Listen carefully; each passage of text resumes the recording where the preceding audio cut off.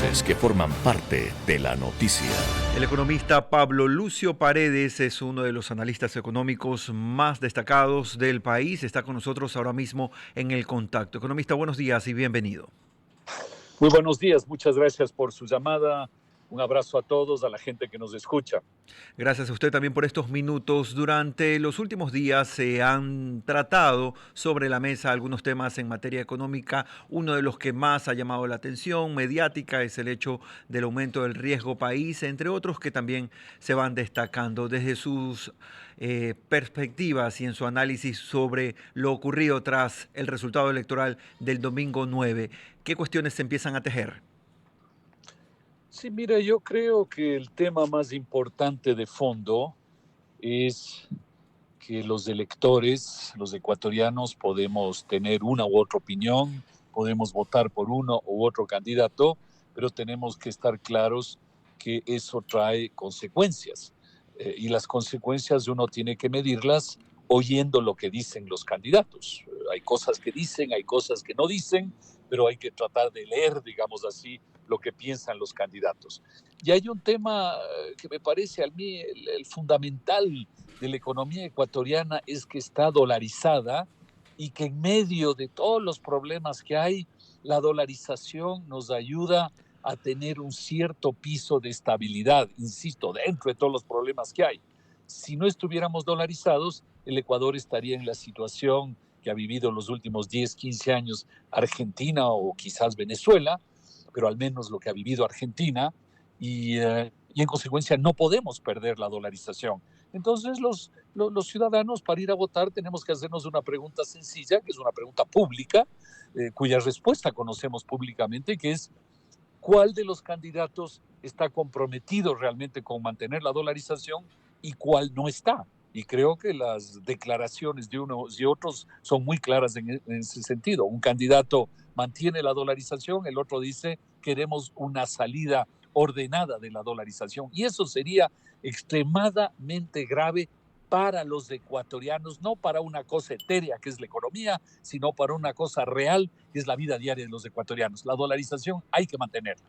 Pero Pablo, sobre esas líneas a veces parecieran que los mismos discursos que podrían considerarse alarmantes terminan en ciertas declaraciones que dan algo más de tranquilidad. ¿Cómo entender a veces ese vaivén en el discurso económico de la candidatura, por ejemplo, de Revolución Ciudadana?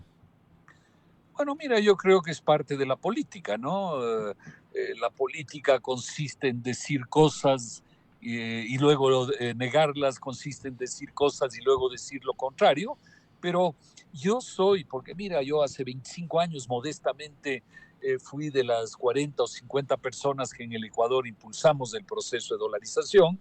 Yo estoy absolutamente convencido de la importancia de la dolarización para el Ecuador y entonces para mí al menos basta que algunas veces un candidato haya dicho vamos a pensar en la salida ordenada de la dolarización, para mí es ya suficiente para decir este candidato a mí no me gusta porque está en contra de algo fundamental que tiene el Ecuador, que es la dolarización. Ya hay que estar muy conscientes de eso. La dolarización nos ayuda, dentro de todos los problemas que tenemos, nos ayuda a estar, digamos, mejor o quizás un poco menos mal, ¿no? Pero la dolarización es fundamental para que el Ecuador, como digo, no caiga en lo que ha vivido Argentina o Venezuela en los últimos 10, 15 años. El economista Pablo Lucio Paredes está con nosotros a esta hora para analizar el momento coyuntural en Ecuador. Muchísimas gracias, economista Vicente Andrés Tallano, le saluda, gracias por acompañarnos. Usted ha mencionado la necesidad y la importancia de la estabilidad y de cuidar la dolarización. Vamos al tema de la deuda pública, el déficit fiscal, que son dos grandes temas que preocupan a las arcas del Estado, pero que no, a lo largo de estos años quizás no se han tomado las decisiones necesarias para realmente, por ejemplo, ver qué pasa con los subsidios, qué pasa con el déficit actuarial que tiene el IES, qué medidas necesitaría el nuevo gobierno realmente tomar para poder mejorar la situación fiscal del Ecuador. Mira, tú has mencionado dos temas muy importantes, el uno las finanzas públicas y el otro, digamos, el tema del sistema de pensiones, de jubilación del IES. Tratemos de separarles un Sí. poquito, a pesar de que están obviamente vinculados. Mira, yo estoy convencido de que la única manera de mejorar lo primero, es decir, las finanzas públicas, Ujú. es hacer lo que se llama en administración la presupuestación base cero. Es Mm. decir, hacernos la pregunta en cada institución del Estado, en cada programa, en cada proyecto, en cada gasto del Estado, hacernos la pregunta, ¿esto sirve o no sirve? Porque todos sabemos, se van acumulando gastos, Ujú. una cantidad de gastos inútiles, una cantidad de instituciones inútiles, una cantidad de trámites inútiles, una cantidad de cosas inútiles. Entonces tenemos que hacernos la pregunta, ¿cuál? Desde cero, por eso se Ujú. llama presupuestación base cero. Desde cero tenemos que hacernos la pregunta, ¿esto sirve o no sirve? Si no sirve, hay que eliminarlo. Ese yo creo que es el gran trabajo Ujú. de las finanzas públicas. No es pues seguir diciendo hay un déficit y vamos a Sí, subir un poco de impuestos por aquí, otro poco de impuestos por allá y con eso seguimos cubriendo el déficit. No, no, no, hay que ser radical, hay que ser radical sí. eh, en cortar los gastos inútiles. Ahí tenemos hoy dos ejemplos en el mundo, que la verdad hay gente que le gustará, otra gente que no le gustará, no importa, pero para mí Ujú. son dos ejemplos muy válidos. El uno es Milei en Argentina Sí, y el otro es en los Estados Unidos, Elon Musk, que está haciendo un trabajo de de recortar gastos eficiencia. inútiles del Estado. Eso hay que hacer en el Ecuador. Economista, y volviendo a eso, ¿no le parece que el gobierno de Moreno y el gobierno de Lazo de alguna manera como intentaron, sobre todo el gobierno de Moreno, yo fui parte de ese gobierno, recuerdo mucho recorte, mucha limpieza, ¿no? De este exceso quizás de gasto público para mejorar la caja fiscal y aún así era insuficiente. Entonces, pasándonos al otro tema del IES, ¿qué tiene que hacer el próximo gobierno con el IES? Porque yo Ya. en este momento no veo que sea una caja fiscal, o perdón, un botín político, no lo estoy viendo así como sí lo veía hace algunos años, hace muchos años atrás, pero tampoco veo una solución directa con el IES. Mira, para terminar el primer tema de lo que tú me mencionas, que es muy valioso, pues te voy a decir dos cosas. La primera es que yo como ciudadano no veo alrededor mío Ujú. instituciones que se hayan eliminado, no veo trámites que se hayan disminuido, yo no veo nada de eso como Ujú. ciudadano y estoy seguro que la mayor parte de ciudadanos no lo ven. Y además Sí. las cifras me dicen que el gasto público a cada año sigue creciendo y según las cifras del Banco Central, en el 2024 llegó a la pequeña, entre comillas, obviamente, suma de 48.000 millones de dólares, ¿no? Lo cual es una locura, ¿no? Entonces, bueno, segundo tema, el sistema de jubilación. Mira, hay que estar conscientes y no es que uno lo dice por inventarse o porque tiene algún interés o alguna cosa, ¿no? Yo no tengo ningún interés en nada. En la comisión de la cual yo hice parte hace año y medio, llegamos a la conclusión de buena fe, muy sincera, de que en 3 o 4 años, 5 años quizás o menos, va a haber una quiebra progresiva del sistema de jubilación. ¿Qué quiere decir eso?